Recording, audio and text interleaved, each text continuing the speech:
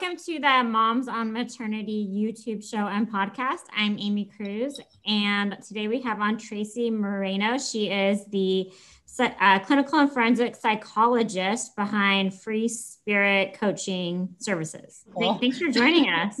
Thank you for having me. So, what is the difference between a clinical and a forensic psychologist? So, a clinical psychologist is what most people are used to.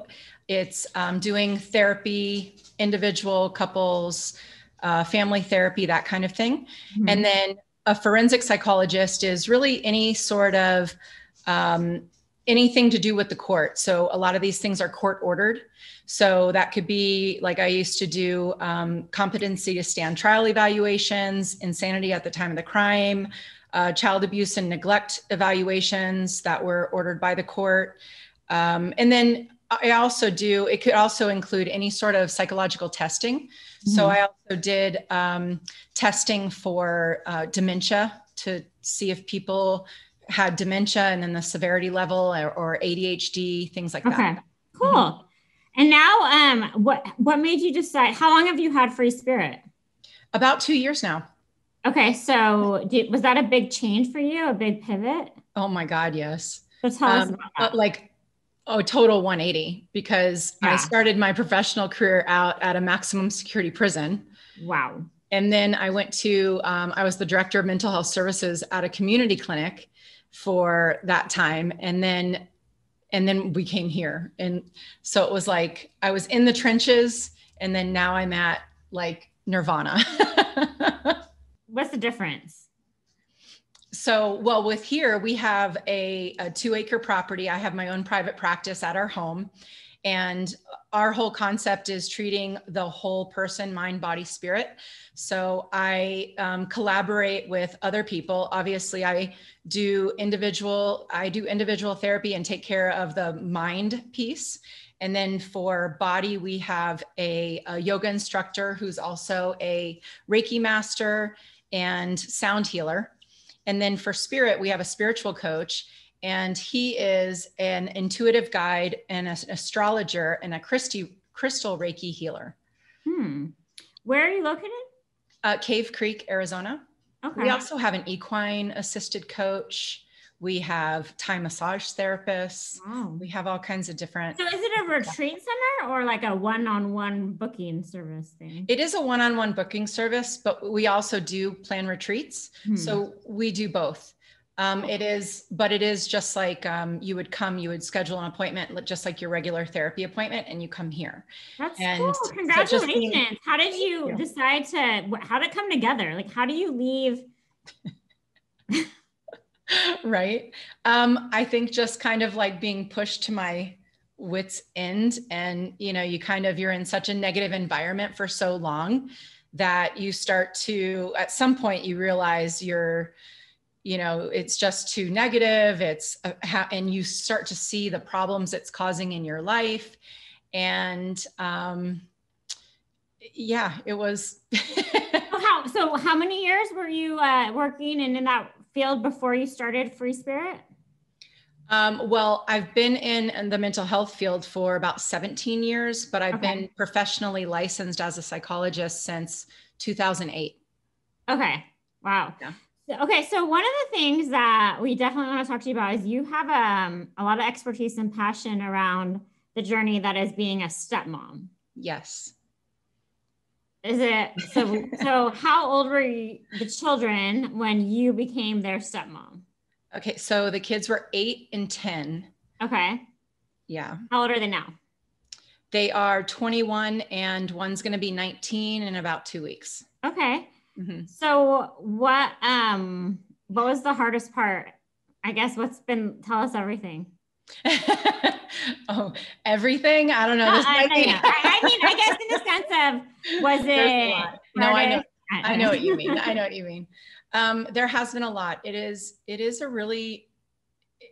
an almost impossible position to be in, because we're, as a stepmom, and I'm speaking from personally, and then I also wrote for StepMom magazine for 2 years. So I got a lot of feedback there and talked to a lot of stepmoms. And then I, of course, in my practice see a lot of step families. So in getting all that feedback, it's very evident that being a stepmom is kind of like you're damned if you do, damned if you don't. Because if you love the kids too much and you're too involved in their lives, there's a threat factor that happens. And then if you're not, then it's like, you know, obviously that's bad too. And what's the threat factor?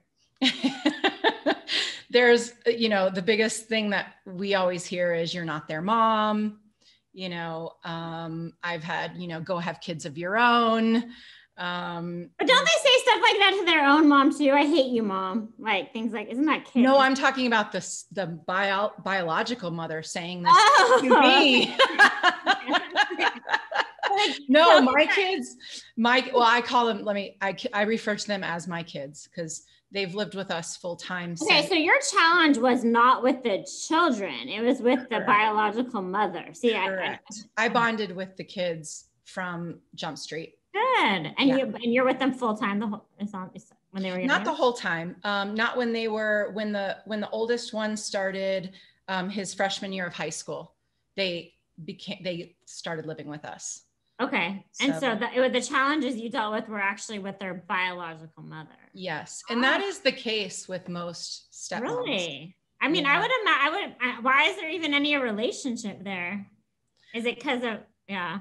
Well, there's kind of not a relationship there, but it becomes a problem when they are like talking to their ex-husband or the father, or complaining about what I do or I don't do, or what my involvement level is, or, you know, or they're telling the kids, you know, bad things or about me or about what my role should or shouldn't be. And so is there a happy ending? Did you guys, what's kind of your advice? Well, my happy ending was leaving the state. Moving yourself and the kids. Yeah, we left, we moved. And that's part of the reason we were like moving to Arizona, to just kind of like start a new peaceful, happy life. I mean, do you think how are the kids impacted? Well, we waited until the youngest graduated high school. Oh, okay. Yeah. Cool. And then they were both going to college. So they're both in college right now. So you just kind of dealt with this like strain or tension forever. And then eventually you're just like, I just need a new scenery and get away from it all. It all kind of came together perfectly because we were, there was nothing holding us to where we were before. And we wanted a new start. We wanted, you know, I wanted to start a private practice and really connect back with my passions, which are spirituality and animals and nature and things like that. And that's what we built our practice on. Have you always been spiritual? Yeah, since I was a little kid. Yeah. Yeah. In different ways. I'm much more spiritually connected now because I've been consciously focused on my own journey. Mm-hmm. What do you mean in terms of just really engaged, like actively learning and being coached and practicing certain concepts of spirituality, practicing meditation, practicing yoga, practicing being centered, practicing witnessing my thoughts instead of grabbing a hold of them and running with them, and, you know, just different things like that. Okay. So what do you define as the free spirit? Well, that's a good question. Do you know, I've never been asked that. That's awesome. You know, I always considered myself a free spirit because I always just kind of went with the flow. I love change. I know most people kind of fear it, but I've always just loved it. I've moved, you know, kind of different places throughout the country, and I've traveled a lot, and I just kind of, I'm very open-minded, and I don't know. I think of it as just being super flexible and just going with the flow of life and accepting things as they happen, and just kind of, you know, I don't know. That's interesting that well, no. So do you I'm not answering that question great. No, I think you answered it super. That was a beautiful answer. Do you feel that the struggles that you had to go through or overcome in terms of like the stepmom role and relationship with the biological mother, like being a free spirit, helped you there, or how did that factor in? Definitely. Of course, I wasn't as, I was my whole life more of like a free spirit. And then when I became a stepmom, my role with the kids was pretty active, and that became like our whole life. They were highly into sports. It was, I mean, it was just an everyday thing for years. Both of them were very competitive in sports and things like that. So I feel like I lost that for a while. And that was part of like the question, what you asked me earlier, of how do you make such a 180 in your life? And it was because you lose yourself. And I think anybody becoming a mom, no matter what type of mom they are, you lose yourself. I love it. Yeah, or you find yourself maybe. Yeah, I don't know. Yeah, well, I think when you find yourself, you start identifying with your kids, which as a therapist, to answer that, is not very functional. You know, so, you know, you have to try to maintain who you are on some level. Although I kind of don't see how I could have done it and been there and been that present without kind of putting myself on the back burner, honestly. But once the kids got older, I knew I had to like gravitate back with who I was at my heart and soul, you know? So, but to answer your question, I feel like, so I wasn't necessarily such a free spirit during that time when I was like in it. Interesting. That's so interesting. Yeah. Because that piece was kind of taken away, you know, that's the part I kind of lost. But I did have the flexibility. I did have I think it really did help because I just kind of have faith in myself and the universe's plan for me. And so I'm able to take the high road. I don't get caught up in pride and ego. And so I was able to take the high road the majority of the times. We all have our breaking point, but yeah. And that's a hard thing to do. So yeah, definitely. You just have to let things go. So what is exactly the reason someone would want to go to a coaching program like yours? I mean, just to recap, it has coaching, kind of mind therapy, talk therapy, yoga, Reiki, sounds like spiritual. Like spiritual coaching. And how is spiritual coaching different than just regular therapy coaching? Well, therapy, I do traditional therapy, you know, cognitive behavioral therapy, psychodynamic therapy, motivational interviewing, all kind of like, you know, the traditional sense of if you've ever gone to therapy. And then what I did is bring in those other, so the way it differs is one thing for spiritual, his name is Pasquale, and he's working with the client on the spiritual aspects of their life. So with, say for me, if we were in talk therapy, we are in it. We're talking about what you're actually dealing with right now, or what you might still be having emotions about from the past. And I'm giving you tools of how to manage your day-to-day. But if you go to Pasquale, he would be working with you on gaining an understanding from a more universal spiritual perspective of saying, what is my purpose here? Why could these patterns be happening in my life? What could this be teaching me? How can I, you know, what are my challenges, and how do I overcome them? Do I have some sort of karmic debt to pay? Do I have a lesson to be learning in this life? You know what I mean? So it kind of gets us out of like where I would be with the client and gains a more universal perspective. Got it. Okay. Because the stuff that's more of the day-to-day analysis is more of like what? Like, so say if you were having symptoms of depression, we would talk about how you were experiencing your depression, what types of behaviors or thoughts that you're having right now are causing impairment in your life. And we would talk about maybe, what could be causing this. I go back to a lot of these things are belief systems we created in childhood. And so I go back with people to childhood and talk about, how maybe some of these beliefs were created. And a lot of them are faulty beliefs that as children or even growing up through our maybe even 20s, those belief system probably worked very well for us and protected us for all of those years. However, as we become older and get into our 30s and above, we're not that like vulnerable kind of victim to life and circumstances anymore.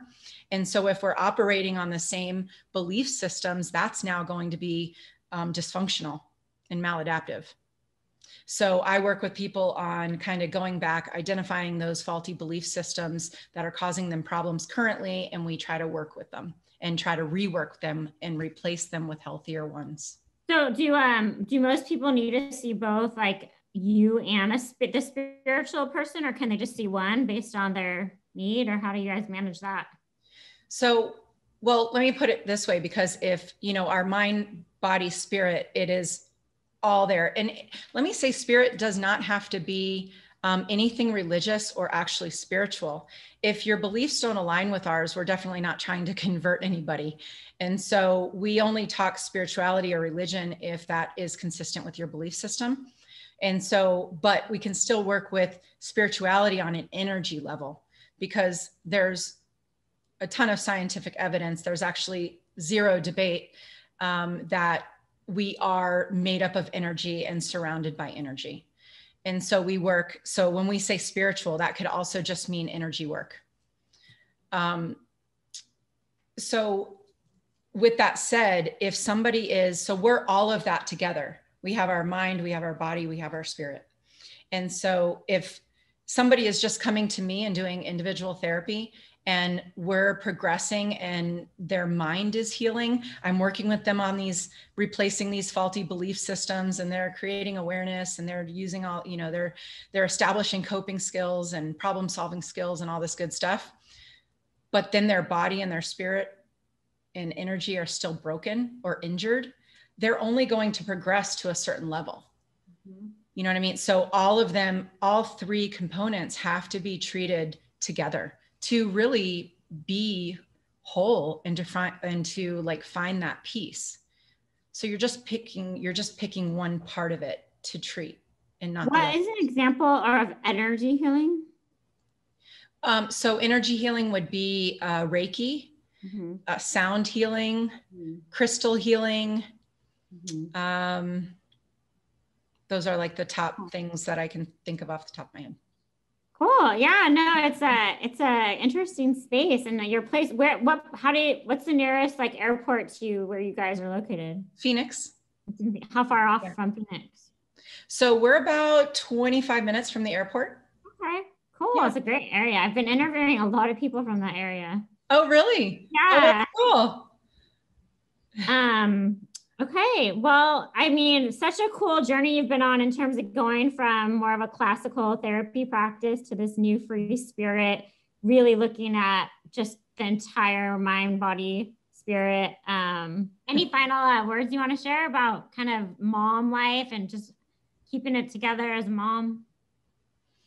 I would say in terms of mom life, if you ever happen to find yourself in that position where you are in a divorce, custody, where there is a step parent coming in to try to make peace and heal from your past, to not bring that into the future, because it doesn't have to be a volatile relationship.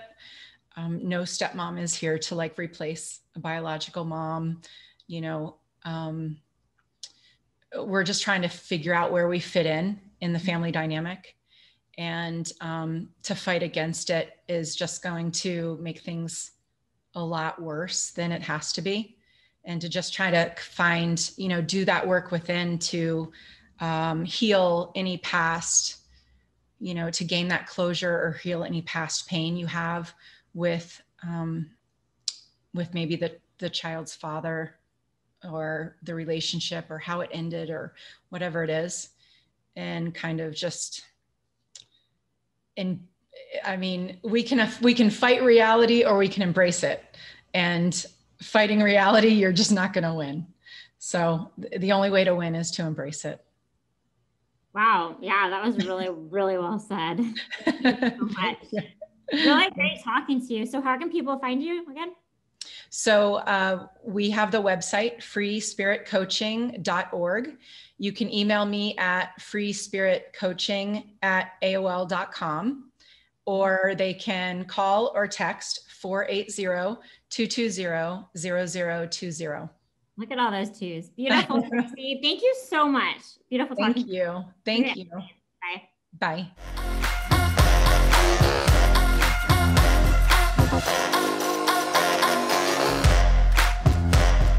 For more, please visit www.momsofmaternity.com.